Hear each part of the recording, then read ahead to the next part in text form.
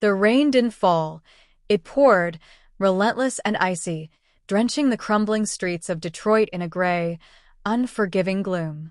Beneath the awning of a closed pawn shop, a boy sat curled on a flattened cardboard box, soaked to the bone. His name was Jace, 17 but hardened by years of scraping through the cracks of a city that didn't notice people like him. His hoodie clung to his thin frame, saturated with cold water.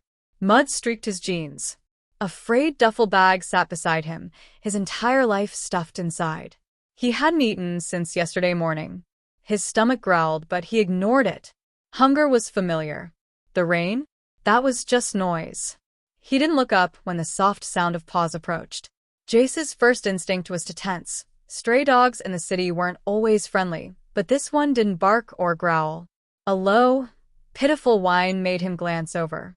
A golden retriever, soaked and shivering, stood a few feet away, watching him with cautious eyes. Its ribs showed through its dirty coat. It looked like it hadn't eaten in days. Jace frowned. "You're not the only one lost tonight, huh?" The dog wagged its tail once. Slowly, carefully, it took a step closer, then another, until it was right in front of him, huddling under the awning. Jace reached into his bag, pulled out the last half of a granola bar. It was crushed and damp, but the dog ate it gratefully. "Guess I'm not alone anymore," Jace murmured. They named each other in silence. He called the dog Ember, because despite the cold and the rain, there was a warmth in her eyes, a flicker of something that reminded him of fire, of life. Over the weeks, Jace and Ember became inseparable. He sang on street corners for money, his voice husky but soulful. Sometimes it earned enough for food. Sometimes not. But Ember was always beside him, watching the world with quiet loyalty. People noticed the dog first. Then the boy. A few dropped coins. Some smiled. Most ignored them. One day, while singing near a food truck lot, a woman stopped. Ava Ramsey, mid-30s, athletic, intense eyes, stood listening for a long moment. Then she handed him a wrapped sandwich and a bottle of water. "That's a smart dog," she said, crouching to scratch Ember behind the ears. "You train her?" Jace shook his head. "She found me. Ava studied them." "You ever think about doing something more with her?" "She's got instincts. Protection, therapy work, maybe even search and rescue." Jace laughed bitterly. "Lady, I sleep behind dumpsters." She smiled. "Anyway, doesn't mean you have to stay there." Months passed. Winter turned to spring. Jace learned to trust Ava slowly, suspicious at first, wary of anyone who offered help.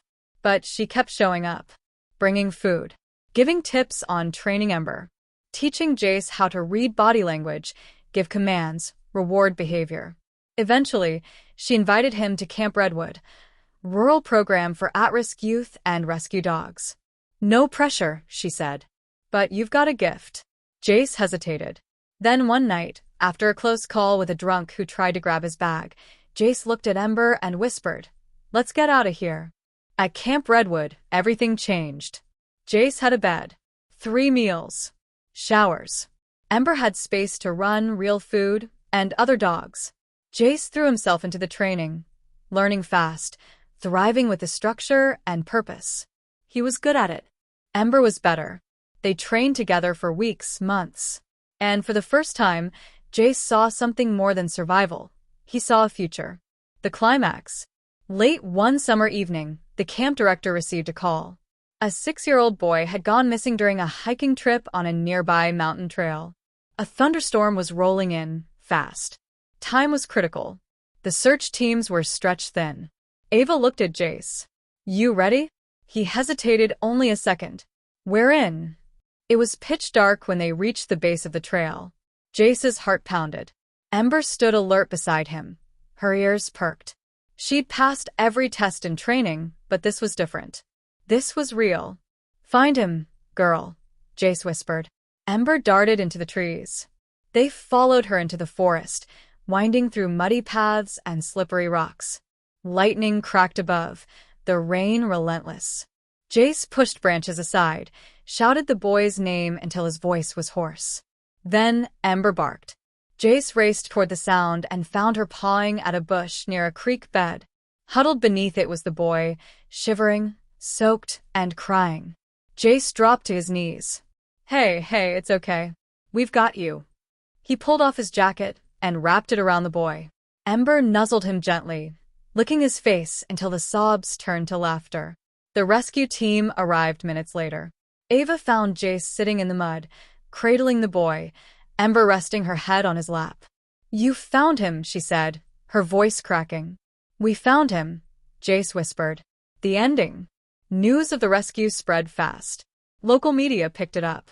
A photo of Jace and Ember, both soaked and smiling beside the rescued boy, went viral.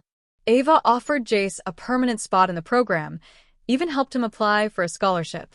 He got his GED. Started working toward becoming a certified K-9 handler.